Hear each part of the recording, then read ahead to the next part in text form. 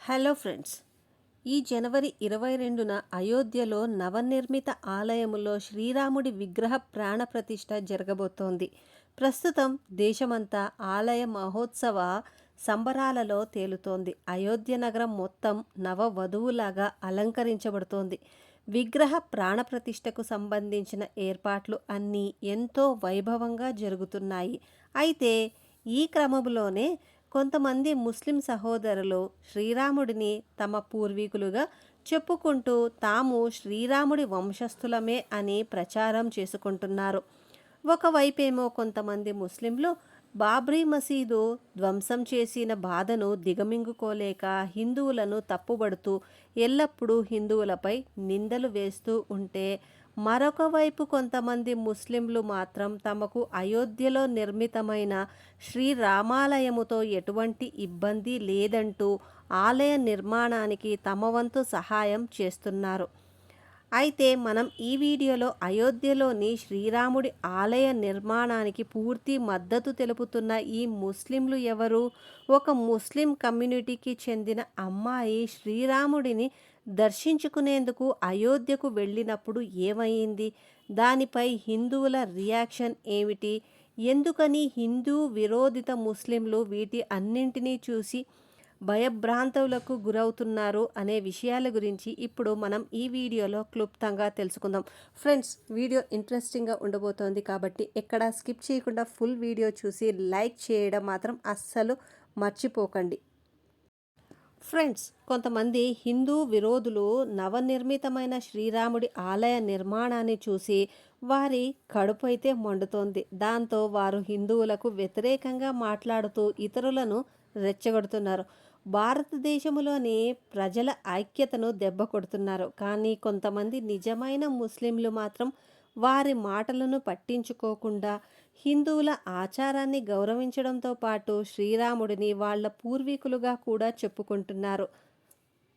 అస్సాం నుండి లోక్సభ మెంబర్ అయిన వజరుద్దీన్ అజ్మల్ తమ పూర్వీకులు హిందువులే అని అందరి ముందు ప్రసంగించాడు. ఫ్రెండ్స్, మన దేశం యొక్క ధార్మిక ఐక్యత, ధార్మిక నిరుపేక్షతను దెబ్బతీయడానికి ప్రయత్నించే వాళ్ళు కొంతమంది ఉంటారు. కానీ చాలా వరకు ముస్లింలు హమ్ హిందూ హే, హమ్ హిందుస్థాన్ హమారా అని నినాదాలు పలుకుతూ ఉంటే, మరికొన్ని ముస్లిం వర్గాలకు చెందిన వారు ప్రధాని మోదీకి పూర్తి మద్దతు తెలుపుతున్నారు. సనాతన ధర్మంలో లభించే శిక్షణలు పూర్తి విశ్వాసం ఉంచుతున్నారు. అయితే ప్రస్తుతం వీళ్లను చూసి హిందూ విరోధిత ముస్లింలు భయభ్రాంతులతో తల బాదుకుంటున్నారు. ఫ్రెండ్స్, ఇక్కడ మనలో చాలామంది ఇలా అనుకుంటూ ఉండవచ్చు, సనాతన ధర్మాన్ని హిందువులు పాటిస్తారు కదా, సనాతన ధర్మాన్ని పాటించే ఈ సనాతన ముస్లింలు ఎవరు అని అయితే మీకు ఒక విషయాన్ని క్లియర్ చేయాలి అనుకుంటున్నాను. సనాతనం అంటే హిందూ ధర్మ గ్రంథాలలో పవిత్ర గ్రంథాలైన వేదాలు, పురాణాలు, ఉపనిషత్తులు, మహాభారత, రామాయణ గ్రంథాల నుండి లభించిన జ్ఞానాన్ని అనుసరించడం. లాయర్ అండ్ యాక్టివిస్ట్ అయిన సుభోని ఖాన్ తాను సనాతని ముస్లిం అని చెప్పుకుంటుంది. ఆవిడ భావనల ప్రకారము ఎవరైతే ముస్లిం కుటుంబంలో జన్మించి దేవుణ్ణి నమ్ముతూ ధర్మ కర్తవ్యాలను పాటిస్తారో వాళ్ళు సనాతన ముస్లింలుగా భావించబడతారట. ఫ్రెండ్స్, మనందరికీ తెలుసు, అయోధ్యలో నిర్మితమైన భవ్య ఆలయంలో శ్రీరాముడి విగ్రహ ప్రాణప్రతిష్ఠకు ఇంకొన్ని రోజులు మాత్రమే మిగిలి ఉన్నాయి. భారతదేశం నుండే కాకోకుండా అమెరికా, కెనడా, యూకే లాంటి మొదలైన విదేశాల నుంచి కూడా అధిక మొత్తంలో భక్తులు విరాళాలు సమర్పిస్తున్నారు. ఇంచుమించు ఇప్పటి వరకు దేశ విదేశాల నుండి అయోధ్య రామ మందిరానికి 8 కోట్ల విరాళాలు లభించాయి. అంతేకాకోకుండా వేరే మతాలను ఆచరించే వ్యక్తులు కూడా అయోధ్య రామాలయ నిర్మాణానికి తమ చేతనైనంత విరాళం ఇచ్చేందుకు ముందుకు వచ్చారు. వాళ్లలో ముస్లిం సముదాయానికి చెందిన వ్యక్తులు కూడా ఉండడం విశేషం. ఫ్రెండ్స్, అందరినీ ఆశ్చర్యపరిచే ఒక ఫ్యాక్ట్ వెలుగులోకి వచ్చింది.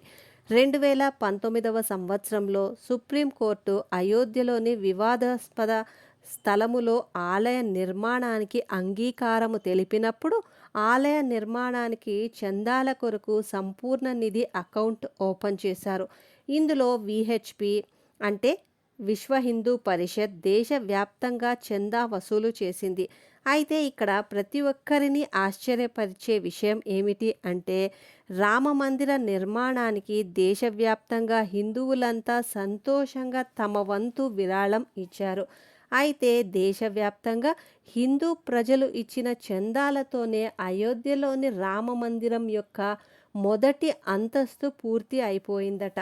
నిజం చెప్పాలంటే జనవరి 22 భారతదేశపు చరిత్రలోనే అతి ముఖ్యమైన రోజుగా నిలిచిపోతుంది.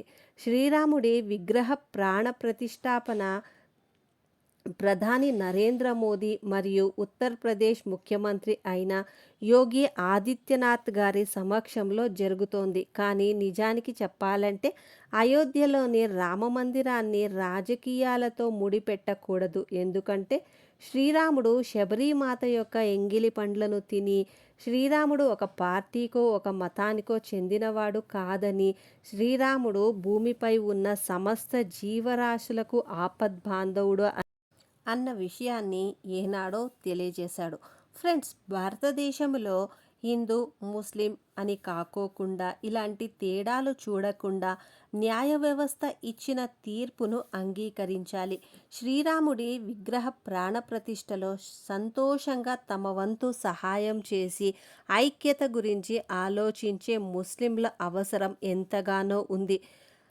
ఐఎంఐఎం నేత అసదుద్దీన్ ఓవైసీ ఒకసారి తన సభలో మాట్లాడుతూ ముస్లిం ప్రజలను రెచ్చగొట్టేలా మసీదులను కాపాడుకోవాలి, లేకపోతే ముందు ముందు మసీదులు కూడా ఆక్రమణలకు గురవుతాయి అని చెబుతూ ముస్లింలను రెచ్చగొట్టాడు. అయితే అయోధ్యలో రామమందిర నిర్మాణం పూర్తి అయ్యి విగ్రహ ప్రాణ ప్రతిష్టాపన జరగబోయే ముందు అసదుద్దీన్ ఓవైసీ మాటలు కలకలం రేపుతూ ఉన్నాయి. జనవరి 22న దేశ ప్రధాని నరేంద్ర మోదీ చేతుల మీదుగా నవనిర్మిత ఆలయము యొక్క ప్రారంభం కాబోతోంది. ఈ శుభముహూర్తంలో దేశవ్యాప్తంగా వేడుకలు జరుపుకునే ఏర్పాట్లు అన్నీ ఇప్పటికే పూర్తయ్యాయి. జనవరి 22న దేశవ్యాప్తంగా ఉన్న ఆలయాలలో ప్రత్యేక పూజలు అర్చనలు చేయబడతాయి. అయోధ్యలో శ్రీరాముడిని స్వాగతించేందుకు ప్రజలంతా ఎంతో ఉత్సాహంగా ఉన్నారు. ముస్లిం సముదాయానికి చెందిన వ్యక్తులు కూడా శ్రీరాముడి ఉత్సవాలలో పాల్గొంటున్నారు.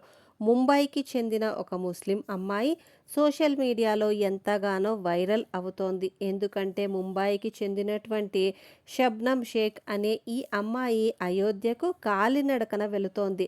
హిజాబ్ ధరించిన ఈ అమ్మాయి చేతిలో జెండా పట్టుకొని జై శ్రీరామ్ అనే నినాదాన్ని పలుకుతూ ఉంటే ప్రతి ఒక్కరూ ఆశ్చర్యపోతున్నారు. షబ్నం షేక్ అనే ఈ అమ్మాయికి ఒక యూట్యూబ్ క్రియేటర్. ఈమెకు షబ్నం షేక్ అనే పేరుతో ఒక యూట్యూబ్ ఛానల్ కూడా ఉంది. ఇందులో దాదాపుగా 3 లక్షలకు పైగా సబ్స్క్రైబర్లు ఉన్నారు.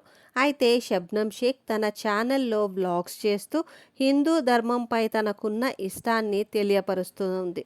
ప్రస్తుతం స్థానిక రిపోర్టర్లను మొదలుకొని ఇంటర్నేషనల్ మీడియా వరకు అందరూ షబ్నం షేక్ను కలిసి ఆమె పాదయాత్ర గురించి తెలుసుకునే ప్రయత్నంలో ఉన్నారు. వందల కిలోమీటర్లు నడుస్తూ యాత్ర చేస్తున్న షేక్ అయోధ్యకు చేరుకోవడానికి ఇంకా 900 కిలోమీటర్లు నడవాల్సి ఉంది. ముస్లిం కమ్యూనిటీలో జన్మించిన షేక్ హిందువుల దైవాన్ని ఆరాధించే శ్రీరాముడి ఆలయానికి వెళ్ళడానికి ప్రేరేపణ ఎక్కడ నుంచి లభించింది అని అడగగా షేక్ ఒక నవ్వు నవ్వి సంపూర్ణ భారతదేశం అంతా శ్రీరాముడి రాజ్యమే, శ్రీరాముడిని నేను ఆదర్శంగా భావిస్తాను, అంతేకాకోకుండా హిందూయిజం అంటే నాకు గౌరవం, నా తల్లిదండ్రులు ఎప్పుడూ కూడా ఆలయానికి మస్జిద్కి మధ్య భేదాలు చూపించేవారు కాదు, అందుకే నేను శ్రీరాముడి మనందరికీ దేవుడు అని నమ్ముతున్నాను, నేను భారతదేశపు బిడ్డను, రామాయణం మహాభారతాలను చూస్తూ పెరిగాను, సనాతన ధర్మపు సిద్ధాంతాలు నన్ను ఎంతగానో ప్రభావితం చేశాయి, నేను భారతదేశం వంటి పుణ్యభూమిపై జన్మించినందుకు గర్విస్తున్నాను అంటూ సమాధానము చెప్పింది షేక్. అయితే కొంతమంది ముస్లింలు షేక్ను విరోధిస్తున్నారు, తనను తప్పుబడుతున్నారు. చివరిగా ఒక చిన్న మాట ఫ్రెండ్స్, శ్రీరాముడు పుట్టిన నేలపై శ్రీరాముడి అస్తిత్వాన్ని ప్రశ్నించే దుర్మార్గులు విరోధించడం తప్ప ఇంకేమి చేయగలరు చెప్పండి. ఫ్రెండ్స్, ఈ వీడియో మీకు ఎలా అనిపించింది అనేది దయచేసి కింద కమెంట్ చేయండి, వీడియోని లైక్ చేయండి. షేక్ మాటలు విన్న మీ అందరికీ ఎలాంటి భావన కలిగిందనేది కూడా కింద కమెంట్ చేయడం దయచేసి అస్సలు మర్చిపోవద్దు. జై శ్రీరామ్ అని కమెంట్ పెట్టడం అస్సలు మర్చిపోవద్దు.